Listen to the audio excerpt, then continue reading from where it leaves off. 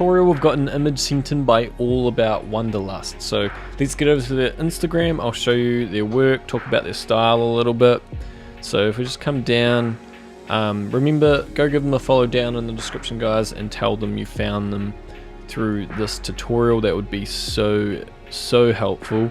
And coming down, you can see they got a really natural look to their photos, so I'm going to be bringing down the clarity quite a bit. And by natural look, I mean like it's not very digital looking, so I'm going to be bringing down the clarity for that smooth look. We are going to be working with this image right here. So I'm going to recreate this exact one. I'll just get up the settings. So this image was shot on an A7 III on a Sony 16-35 G Master lens 2.8. Shot at 22mm, so nice and wide. F3.5, so they've done a really good job of including detail right in the foreground there, where his hand's not too blurry, it's still a little in focus.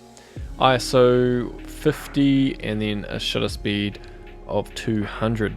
So if we continue to look at their work, you can see they have a really strong fade throughout the entire image. Like this one, for example, has a really strong fade both in the highlights and shadows. Yeah, but these sunset ones also have a really strong amount of fade, so I'm going to be going over how to achieve that with the curves and why we need to also do a curve in the red, green and blue channels. But if we come up, and if you guys really like their work, go give them a follow, and you can check out their blog here. And we scroll down on their website, you can see read up on their story and just check out all their destinations, all their blogs.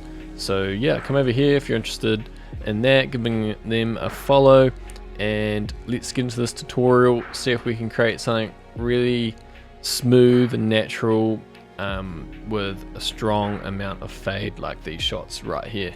Here we have the raw unedited image that they sent me, and then the edited one over here. So I'll just show you guys the cropping to start off with. As you can see, we have made it 4:5 for Instagram, and we had to straighten the horizon a bit, so just straighten it a wee bit there. Let's go back to where we were, let's get into this edit. So right, let's up the exposure a bit. Now I'll pretty much just jump straight into the curves because I think our exposure is about right. So if we look at areas like down here, you guys will know that I always explain this area, all these tools as revealing detail. So if I bring up the blacks, you see the detail down there that you used to not be able to see. Where down here is to create a fade. You create a fade when you work with these curves. See how you can't see that detail? So let's jump into this. I'll just go through the curves now, and then I'll explain why I made the changes I did to the curves. So I'll just do the curves now.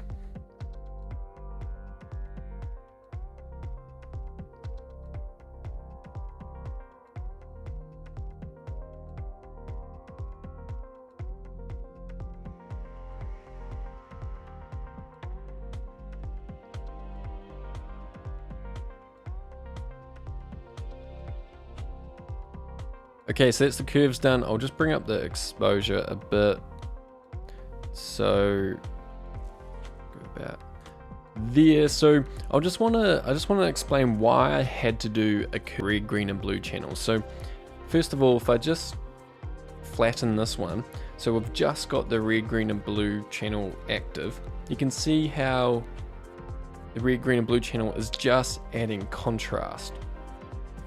So it's not really adding any color shift. And color shift, I mean like a little bit more red in the midtones or something like that. So it's just adding in contrast there. On and off.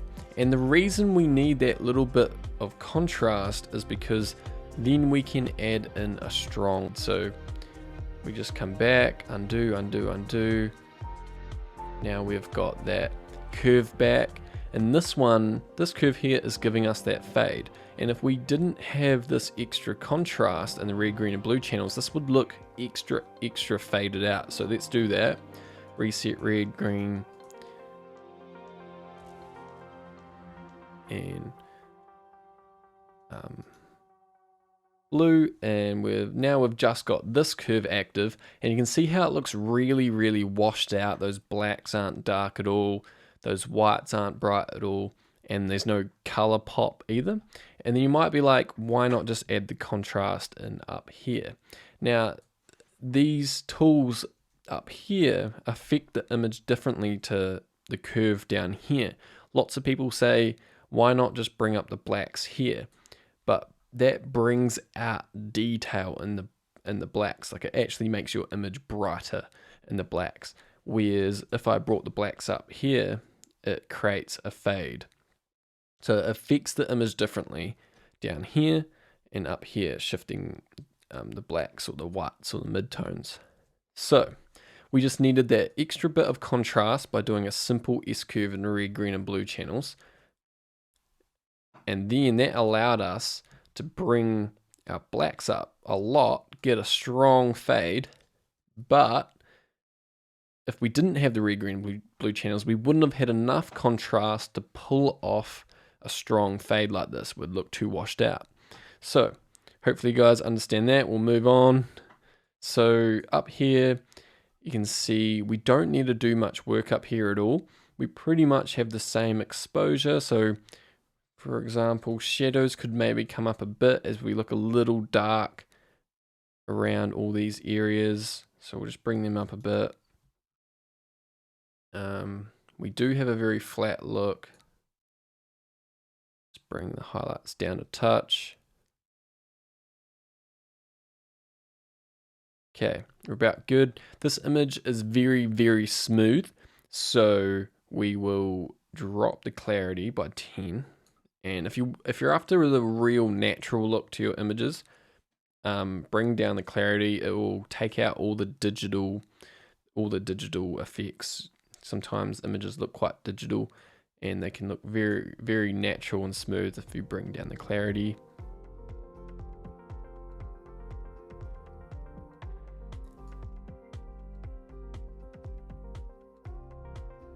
Okay, moving on, we'll start to work on color now. So if we come to split toning, this might be the most important part of this image. So we need to add in warmth, and especially down here, it's really noticeable. So like when you take a photo, there's obviously no color in the blacks. Like it's not natural to have color in the blacks. So that's how we know we've got to do split toning and put color into the shadows here. So let's just pick a nice yellowy warm color, and then let's lift it up.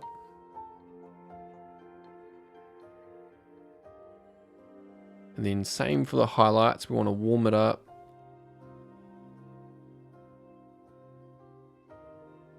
Saturation to about 3, and we've warmed it up quite a bit. I'll show you the before and after later, after we've done all the colors as well. So it's just gonna warm up our entire image, but a bit extra in the shadows there. And so they've been nice enough to help me out with quite a few of these settings. So down here in calibration, it's pretty much near impossible to tell if someone's done work in the calibration sliders. So this is what I've been helped out with. Let's go with a few of these settings. Now, especially for this edit, you do not need to do work in the calibration to achieve this edit. It actually doesn't shift the colors all that much. Just show you before and after of it. All of this is achievable in HSL. It's just that the only reason I see to use calibration is when, say, you want really orange yellows, for example, and then you might think they're not quite orange enough, and you can't go any further because it's minus 100 already, and you can't go that way, you can't go past 100. But if you come down here and then shift, say, the green primary, you can get past that 100 mark. But that's the only reason I really see to use calibration at the moment. So it's only subtle editing down here, so it is all achievable up in the HSL now. So, and that's what we will do. We'll fine tune the colors, get them to match up perfect now. So we'll start with the hue. So hue is just the actual color of your colors. So we want, let's start with some obvious ones. It starts with the yellows. So we want these to be a bit more orange. As you can see, we look very green. We want it a bit warmer. Let's shift that a bit warmer. So the greens, we want our greens to be pretty warm, just a little bit warmer. So you can sort of just notice it. Just warm them up.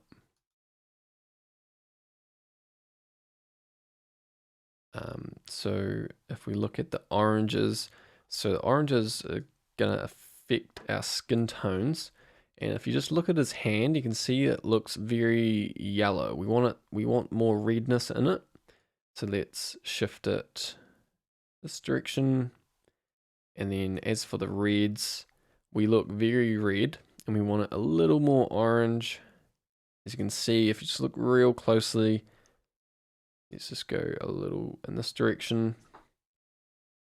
And right, saturation, let's work on saturation. So we definitely want our greens to come down. Let's bring them down. Saturation is just sort of self-explanatory. So the yellows, if we just play around with it, you can see we have a lot of yellows in this space here. And we need more color, so let's bring that up. And then, if you look closely, it's just not popping. It's like it is over here. So what we also need to do is come down to luminance. So luminance is the brightness and deepness of colors. Let's brighten those yellows. You can see how that gives a real shine. We need to do that to make it pop. And then while we're here, we'll do the same for the reds. So the reds are just affecting the address. And we want that dress to pop. We want our subject to really pop out of the image. Bring that up. And yeah, now she's really popping out. Right, saturation. Let's maybe the oranges. So our skin tones down here could be a bit more.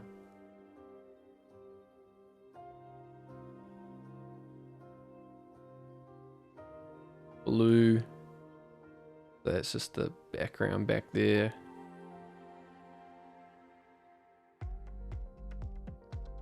I think we're about good. Let's just go back up to HSL for these blues. So we look a little purple. It's very, very subtle, but we just need a little bit of a teal. So if you go towards the green,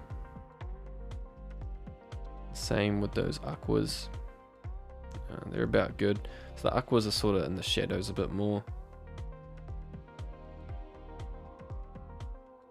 Okay, so purple and magenta, you can see they're not in this image at all.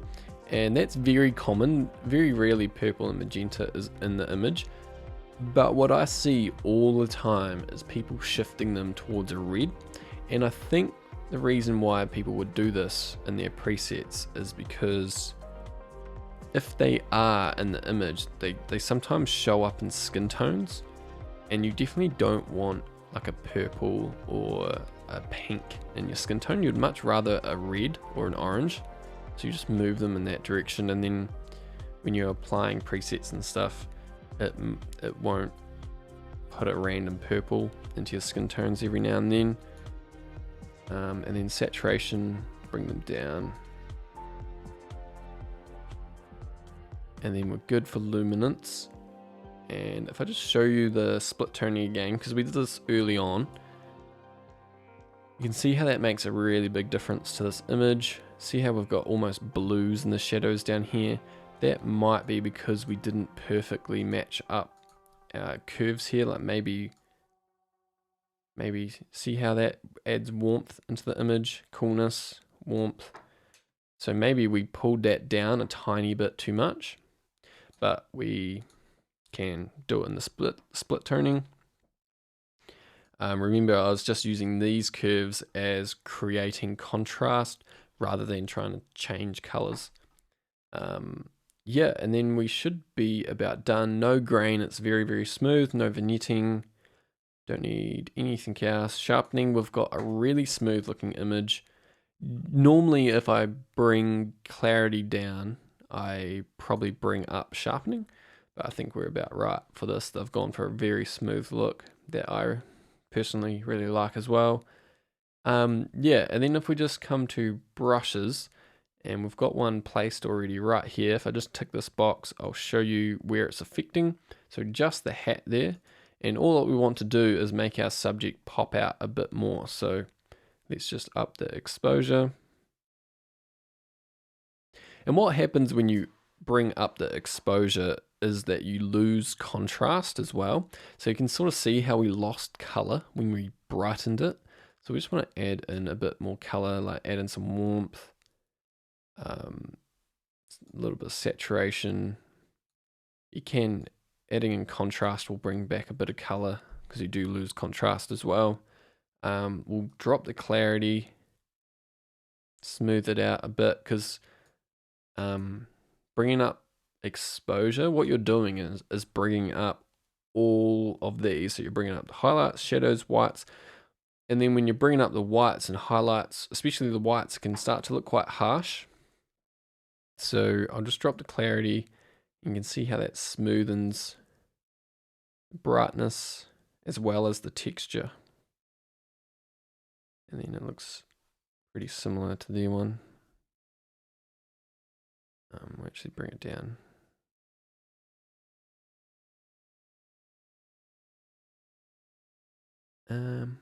Yeah, I think we're good there.